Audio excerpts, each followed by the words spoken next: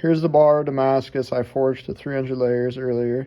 I have it marked out. I'm going to cut out a 45 so I have enough for 2 knives, and I'll start on 1 knife here soon.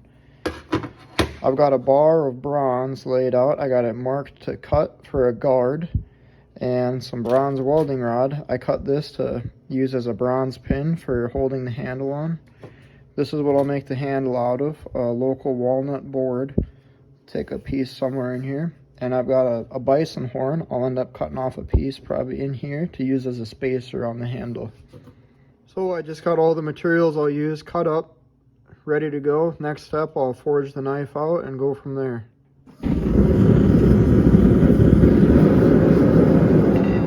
So normally when I start making a knife, I always end up with a square bar that I'll squeeze out. And the movement's about like that to make the tip. But I already have cut a 45 on this, so the first thing I'm going to do once I heat it up is start rounding the belly of it.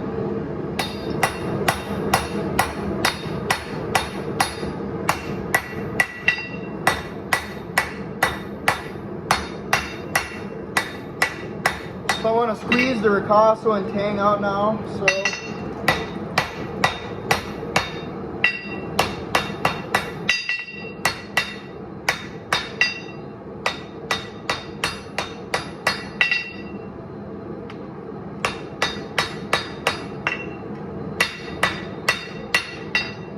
gonna leave it like that and work from there. Now I'm gonna use my cross peen. It lets me control which way I spread the metal, and I'm gonna set the ricasso with my plunge line right on the edge of the handle. Now with the rounding hammer, I'm gonna spread out the edge.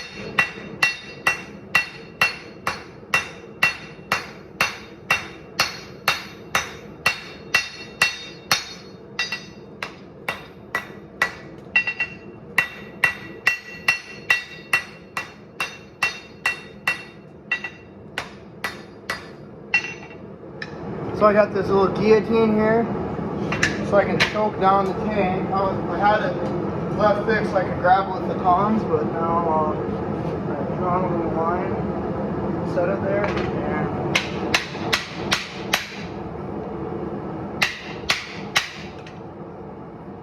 start forging the tang out. Now I got some bite marks.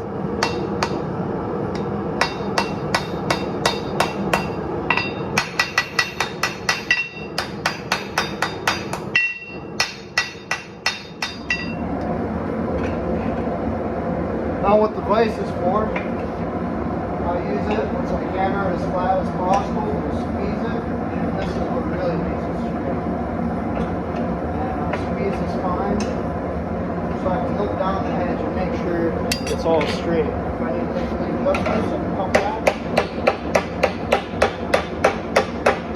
Center the edge. So I'm really happy with how this is turning out.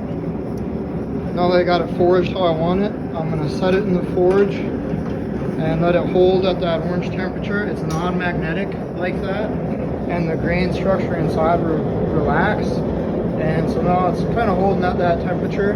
I'm going to shut the forge off and it'll start annealing where it'll be in the softest state possible. If I was to let it air cool at this point, when it comes time for me to drill holes in the handle, then I'll never be able to drill a hole. So I need to do this so it's soft. And it'll grind easier too. It's cooled down. I'm gonna run it on my grinder. Use a worn out 36 grit belt just to get all the scale off. The scale is pretty hard, so once the scale is off, I'm gonna put a fresh belt on and grind the dimensions I want.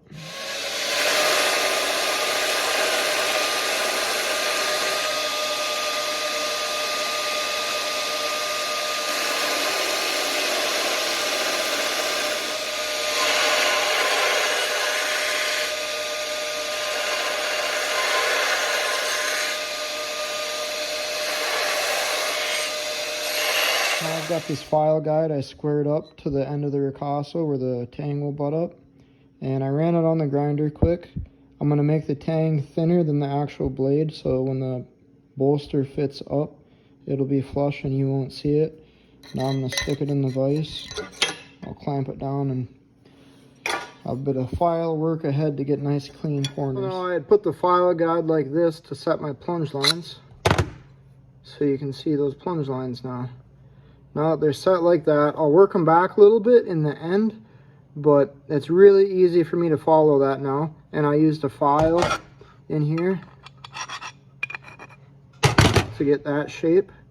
You can see how the guard will fit up. I gotta thin the tang down a little bit. And all right, I marked some holes in my bronze guard. I'm gonna go drill it out and go from there.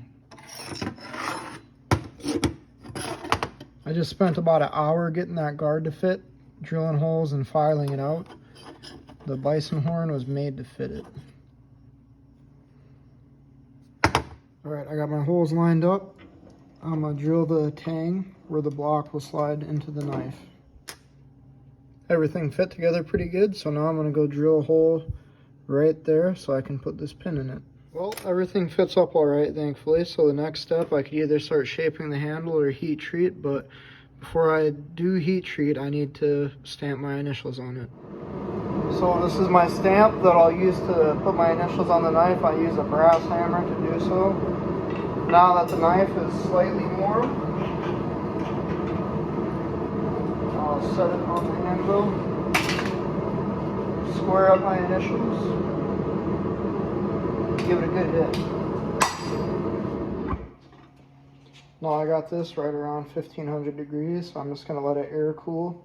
That helps the grain structure relax, and always remember to sign your work.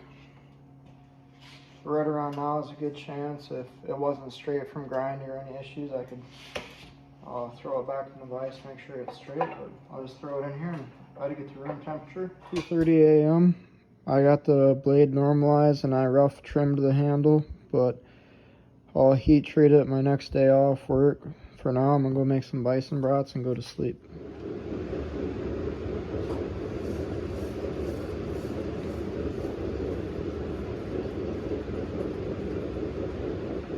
All right, I got the blade hardened. There's a little bit of science to it. Holding it at a nice even temperature and then quenching it in Parks AAA oil, and not just any oil. And I have to preheat the oil, otherwise it's very stressful on the steel, a hot piece going into cold oil. But it turned out straight, and now I'm going to temper it where I put it in the oven for 2 cycles at 2 hours of 400 degrees.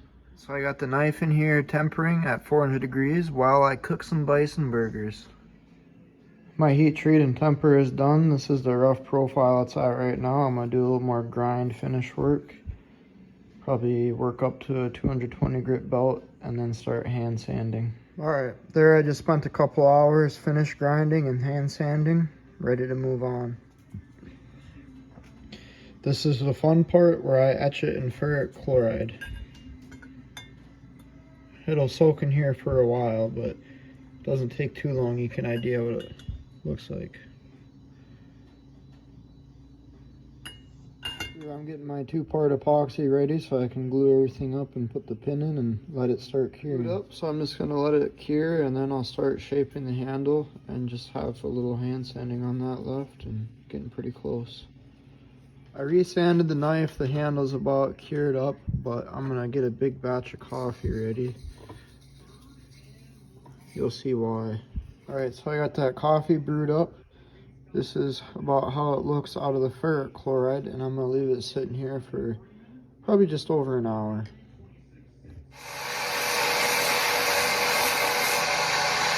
There's a good bit of file work in there, and otherwise it's just a lot of hand sanding, getting it all smooth. And time to sharpen the knife. I got my grinder in reverse mode, low speed, 220 grit belt.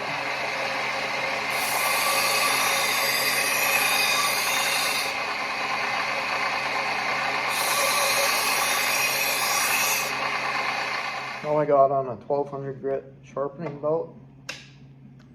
Having the belt go in reverse, it pulls a little bit of a wire up, so I just watch that.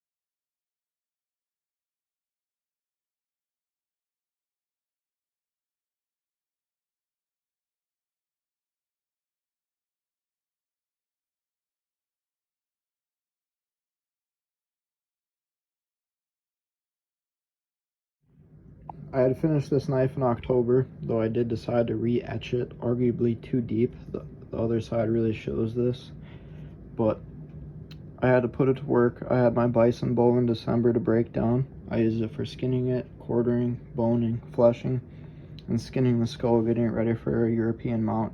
It worked really well, but my biggest complaint was the ricasso and choil area. The ricasso in the future I will make a little wider, and the choil round out a little more, because the problem I had was it kept snagging tendons on meat when I was cutting it. Otherwise it performed pretty well. I'll do different handle shapes perhaps in the future, and this one was definitely a long handle for larger hands, but it worked good. I also used it for skinning out 3 whitetail skulls, getting them ready for European mounts, and it worked good for that as well. I'd been meaning to make a video for this knife for a while, but just now getting to it. It now resides at my cabin in Fairbanks, Alaska. I'll make another video soon of what I do with the other half of the steel it came from. But thank you for watching.